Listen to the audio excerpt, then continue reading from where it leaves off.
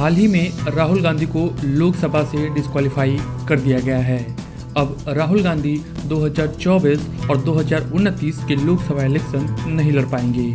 इस बीच सारी विपक्षी पार्टियां बीजेपी के ऊपर हमलावर हैं। राहुल गांधी का मानना है कि उन्होंने प्रधानमंत्री नरेंद्र मोदी से कुछ ऐसे सवाल पूछ लिए हैं जिससे बीजेपी डरी हुई है।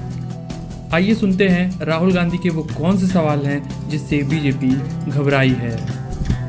अदानी जी की शेल कंपनीज हैं, उसमें 20,000 करोड़ रुपया किसी ने इन्वेस्ट किया। अदानी जी का पैसा नहीं है, अदानी जी का इंफ्रास्ट्रक्चर बिजनेस है, पैसा किसी और का है। सवाल ये है, ये जो 20,000 करोड़ रुपए हैं ये किसके हैं? ये सवाल मैंने पूछा। मैंने पार्लियामेंट हाउस में प्रूफ देके, जो मीडिया रिपोर्ट से मैंने निकाला, अदानी जी और नरेंद्र मोदी जी के रिश्ते के बारे में डिटेल में बोला।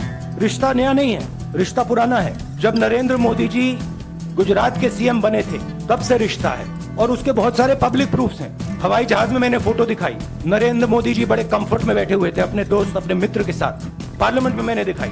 ये सवाल मैंने पूछा। फिर मेरी स्पीच को एक्सपंज किया गया। मैंने स्पीकर को डिटेल चिट्ठी लिखी, पॉइंट बाय पॉइंट, कि मैंने कहा कि एयरपोर्ट्स अदानी जी को रूल बदल के दिए गए हैं। ये लीजिए रूल की कॉपी जिसको बदला गया है। चिट्ठी लिखी, कोई फर्क नहीं पड़ा। फिर मेरे बारे में मंत्रियों ने पार्लियामेंट में झूठ बोला कि मैंने विदेशी ताकतों से मदद मांगी। मैंने ऐसी कोई बात नहीं की है। मैंने कहा स्पीकर से, मैंने जाके कहा, स्पीकर सर, पार्लियामेंट का नियम है कि अगर किसी मेंबर पर कोई एक्यूजेशन लगाता है तो उस मेंबर को जवाब देने का हक होता है। मैंने एक चिट्ठी लिखी, उस चिट्ठी का जवाब नहीं आया। दूसरी चिट्ठी लिखी, उस चिट्ठी का जवाब नहीं आया। फिर मैं स्पीकर के चेंबर में गया। मैंने स्पीकर सर से कहा, स्पीकर सर, ये कानून है, ये रूल है, इन्होंने झूठा आरोप लगाया है, मुझे आप बोलने क्यों नहीं दे रहे हैं? स्पीकर सर मुस्कुराते हैं, कहते मैं नहीं कर सकता। और फिर उसके बाद आपने सबने देखा क्या हुआ। सवाल पूछना मैं बंद नहीं करूंगा। नरेंद्र मोदी जी का अदानी के साथ क्या रिश्ता है और 20,000 करोड़ रुपए किसके हैं, मैं पूछता जाऊंगा। मुझे कोई डर नहीं लगता इन लोगों से। और अगर ये सोचें कि मुझे डिस्क्वालीफाई करके, धमका के, जेल में डाल के मुझे बंद कर सकते, नहीं, मेरी वो हिस्ट्री नहीं है।